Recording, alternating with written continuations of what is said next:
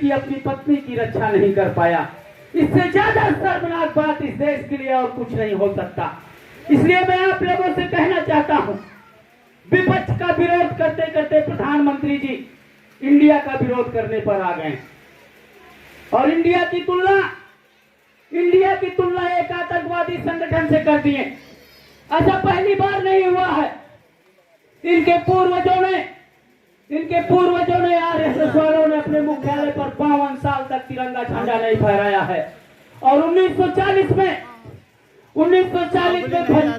फैजुल हक की सरकार में इनके पूर्वज श्यामा प्रसाद मुखर्जी ने भारत छोड़ो आंदोलन महात्मा गांधी जी जब बंगाल में चला रहे थे तो फैजुल हक की सरकार में श्यामा प्रसाद मुखर्जी जी वित्त मंत्री थे और इन्होंने कहा, अंग्रेज गवर्नर से श्यामा प्रसाद मुखर्जी ने कहा कि इस भारत छोड़ो आंदोलन को कुचल देना चाहिए और पाकिस्तान बनाने की मांग 1940 में फैजुल हक ने ही किया था। ये आज के गद्दार नहीं हैं, आजादी के पहले भी गद्दारी करते थे और आजादी के बाद भी गद्दारी कर रहे हैं। पिछले 9 सालों में अगर भाजपा की सरकार ने कोई काम करने का काम किया है तो ये काम किया है कि पंजाब के अंदर आईएसआई को बुलाकर जांच कराने का काम किया है, किसान आंदोलन में 700 लोगों की हत्या करवाने का काम किया है। आपके इसी लखीमपुर खीरी में मंत्री टेनी के बेटे ने किस प्रकार से 7 किसानों के बेटे को गाड़ी के नीचे रगड़ने का काम किया है, देसी गौरव पहलवान बेटियों के साथ बलात्कार करने का काम किया है और अगर कुछ किया है तो इस देश से गद्दारी करने का काम किया है। इसलिए मैं आप लोगों से कहना चाहता हूं कि अब वक्त आ गया है। अब भी अगर आप नहीं चेते तो ये देश 20 साल पीछे चला जाएगा, 20 साल पीछे चला जाएगा। जमीन से लेके आसमान तक सब कुछ बेच दिया। कहते हैं कि अगर गांव में कोई बेटा अपने पिता की 1-2 बिस्वा जमीन बेच दे, कहते हैं बहुत ही नालायक बेटवा है, बाप की कमाई थी, पूंजी थी, उसको बेच दिया। लेकिन प्रधानमंत्री जी ने क्या किया, आकाश से लेके पाताल तक, आकाश में हवाई जहाज बेचने का काम किया, एयरपोर्ट बेचने का काम किया, रेल बेचने का काम किया, सेल बेचने का काम किया, मेट्रो स्टेशन बेचने का काम किया, बिजली बेचने का काम किया, पानी बेचने का काम किया और अगर पाताल में चले जाएंगे तो कोयला बेचने का काम किया। और सब किसके हाथों में बेचा, अपने मित्र अडानी के हाथों में। किसके हाथों में बेचा, अडानी के हाथों में। पूरा देश बेचा जा रहा है। इस समय इस देश को एक ऐसा सत्ताधीश चला रहा है जो गंजे को भी कंघी बेचने का काम करता है। वो कहता है कि 10 रुपए की नंबर 1 की कंघी है भाई साहब, इसको ले लीजिए, बहुत सही से बाल आपका सेट हो जाएगा, इससे बहुत सही बाल रहेगा आपका। और आप कहेंगे नहीं नहीं मैं तो अभी गंजा हूं, मैं क्या करूंगा कंघी, अभी तो मैंने 2 दिन पहले गंजा कराया है।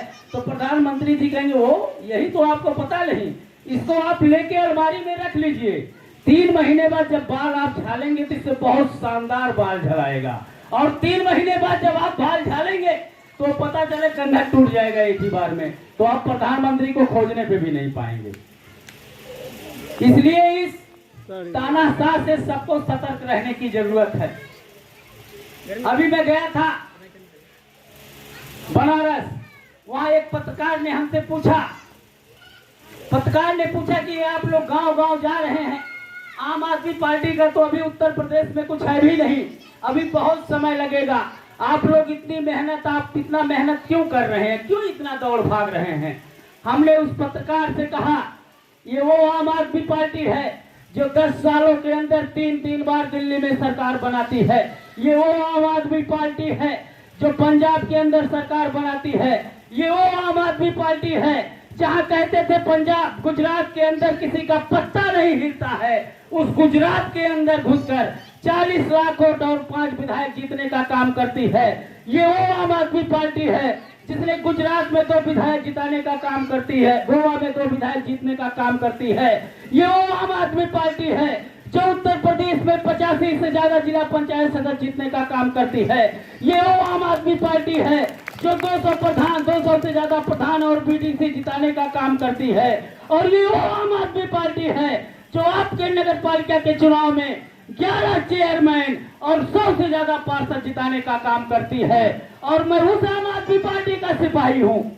इसलिए मैं उस पत्रकार से कहा कि जिस देश के सबसे बड़े सदन में खड़े होकर योगी जी रोया करते थे, गिड़गिड़ाया करते थे, अपने जान की भीख मांगा करते थे, उसका नेता हमारा है जो उसी सदन में खड़े होकर देश के सबसे बड़े सत्ताधीश के सामने मोदी अडानी भाई भाई देश बेच के खाई न मलाई का नारा लगाने का साहस करता है।